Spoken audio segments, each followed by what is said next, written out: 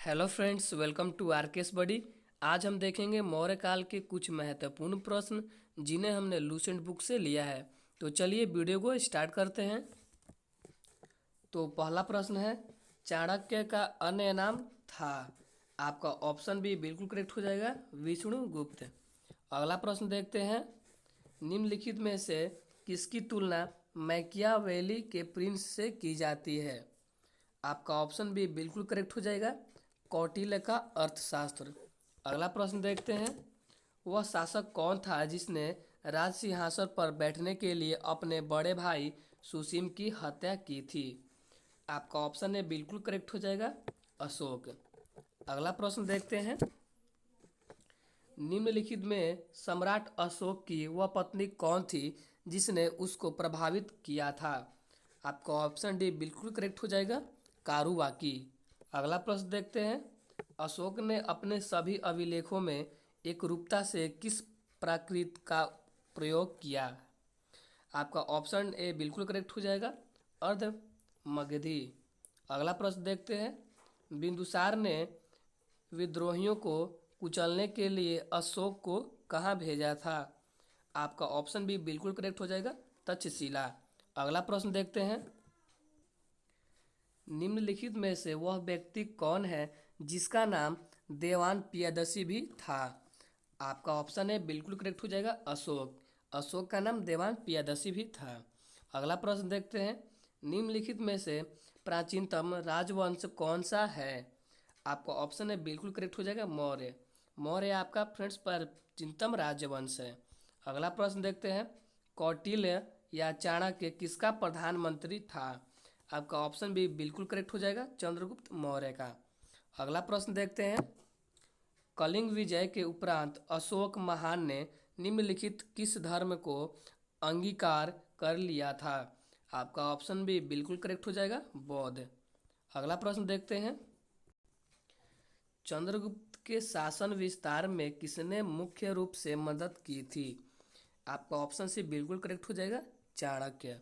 अगला प्रश्न देखते हैं, सांची किस कला व मूर्ति कला की निरूपण करता है। आपका ऑप्शन भी बिल्कुल करेक्ट हो जाएगा, बौद्ध। अगला प्रश्न देखते हैं, प्राचीन भारत का वह प्रसिद्ध शासक जिसने अपने जीवन के अंतिम दिनों में जैन धर्म को अपनाया था। आपका ऑप्शन ए बिल्कुल करेक्ट हो जाएगा, चंद्रगुप्त मौर्य। अगला प्रश्न देखते हैं, मौर्य साम्राज्य की स्थापना किसने की। आपका ऑप्शन बी बिल्कुल करेक्ट हो जाएगा, चंद्रगुप्त मौर्य। चंद्रगुप्त मौर्य ने आपकी मौर्य साम्राज्य की स्थापना की थी। अगला प्रश्न देखते हैं, मौर्य साम्राज्य में प्रचलित मुद्रा का नाम क्या था। आपका ऑप्शन है बिल्कुल करेक्ट हो जाएगा, पर्ण। अगला प्रश्न देखते हैं, निम्नलिखित में से कौन मौर्य वंश का शासक नहीं है। आपका ऑप्शन है बिल्कुल करेक्ट हो जाएगा, अजातशत्रु। अजातशत्रु जो था आपके मौर्य वंश का शासक नहीं है। अगला प्रश्न देखते हैं, निम्नलिखित में से अशोक का उत्तराधिकारी कौन था। आपका ऑप्शन है बिल्कुल करेक्ट हो जाएगा, कुणाल। अगला प्रश्न देखते हैं, मुद्रा राक्षस का लेखक निम्न में से कौन है। आपका ऑप्शन भी बिल्कुल करेक्ट हो जाएगा, विशाख दत्त। अगला प्रश्न देखते हैं, विशाख दत्त के प्राचीन भारतीय नाटक मुद्रा राक्षस की विषय वस्तु है। आपका ऑप्शन डी बिल्कुल करेक्ट हो जाएगा, चंद्रगुप्त मौर्य के समय में राज दरबार की दुर्भिसंधियों के बारे में। अगला प्रश्न देखते हैं, अगला प्रश्न है, मालवा गुजरात एवं महाराष्ट्र किस शासक ने पहली बार जीते। आपका ऑप्शन डी बिल्कुल करेक्ट हो जाएगा, चंद्रगुप्त मौर्य। अगला प्रश्न देखते हैं, किसने सहिष्णुता, उदारता और करुणा के त्रिविध आधार पर राजवंश की स्थापना की। आपका ऑप्शन ए बिल्कुल करेक्ट हो जाएगा, अशोक। अगला प्रश्न देखते हैं, निम्नलिखित किस शहर में अशोक के शिलालेख नहीं है। आपका ऑप्शन सी बिल्कुल करेक्ट हो जाएगा, पाटलिपुत्र। अगला प्रश्न देखते हैं, अगला प्रश्न है, अर्थशास्त्र का लेखक समकालीन था। आपका ऑप्शन बी बिल्कुल करेक्ट हो जाएगा, चंद्रगुप्त का। अगला प्रश्न देखते हैं, नंदवंश के पश्चात मगध पर किस राजवंश ने शासन किया। आपका ऑप्शन है बिल्कुल करेक्ट हो जाएगा, मौर्य। अगला प्रश्न देखते हैं, अगला प्रश्न है, मौर्य काल में शिक्षा का सर्वाधिक प्रसिद्ध केंद्र था। आपका ऑप्शन सी बिल्कुल करेक्ट हो जाएगा, तक्षशिला। अगला प्रश्न देखते हैं, मेगास्थनीज का पुस्तक का नाम क्या है।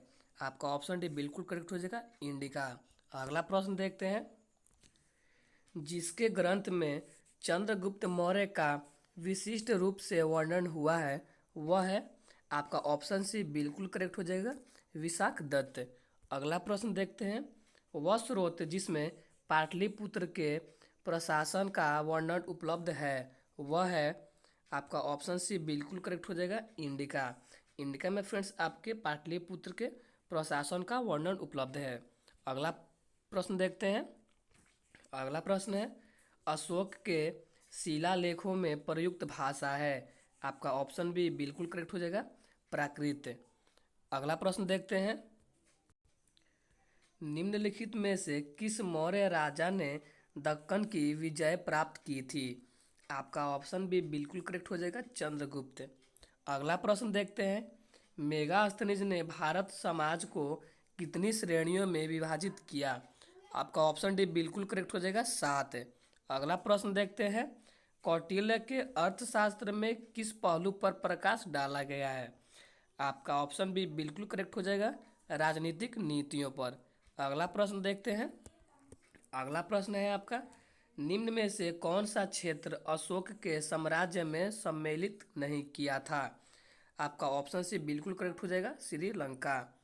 अगला प्रश्न देखते हैं, पाटलिपुत्र को किस शासक ने सर्वप्रथम अपनी राजधानी बनाई। ऑप्शन ए बिल्कुल करेक्ट हो जाएगा, चंद्रगुप्त मौर्य।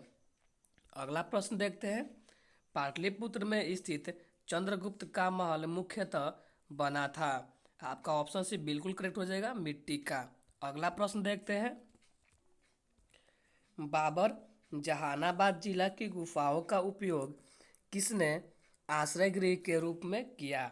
आपका ऑप्शन है बिल्कुल करेक्ट हो जाएगा, आजीविकों ने। अगला प्रश्न देखते हैं, किस अभिलेख से यह साबित होता है कि चंद्रगुप्त का प्रभाव पश्चिम भारत तक फैला हुआ था। आपका ऑप्शन सी बिल्कुल करेक्ट हो जाएगा, रुद्र दमन का जूनागढ़ अभिलेख। अगला प्रश्न देखते हैं। अगला प्रश्न है, केवल वह स्तंभ जिसमें अशोक ने स्वयं को मगध का सम्राट बताया था।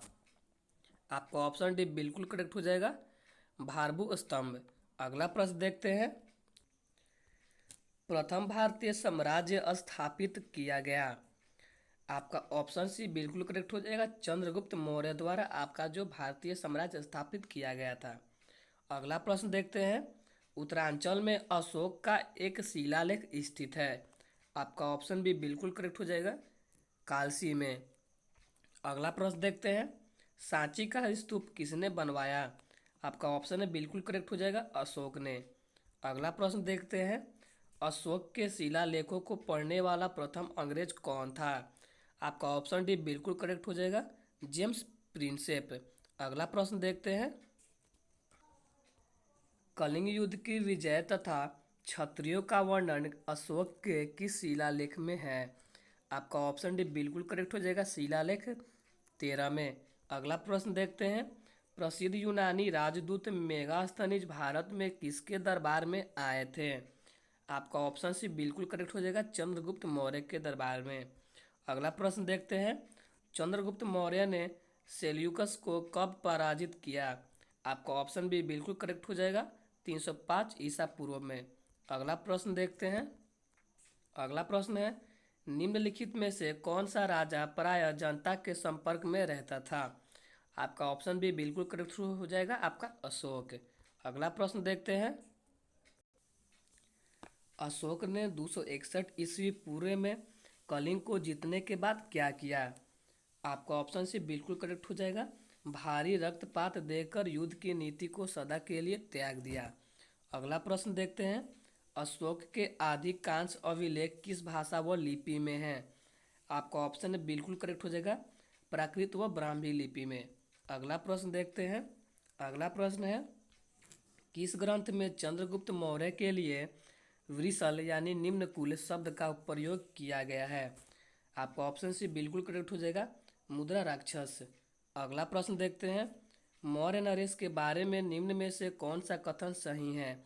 उन्होंने विकास किया था। पहला है संस्कृत कला व साहित्य का, दूसरा है सोने के सिक्के का, तीसरा है प्रांतीय विभाजन का, चौथा है हिंदू कुश तक साम्राज्य का। आपका ऑप्शन डी बिल्कुल करेक्ट हो जाएगा। केवल एक, तीन और चार, यानी संस्कृत कला व साहित्य का, प्रांतीय विभाजन और हिंदू कुश तक साम्राज्य। यहीं पे आपका वीडियो ख़त्म होता है। तो मिलते हैं नेक्स्ट वीडियो में। Thank you.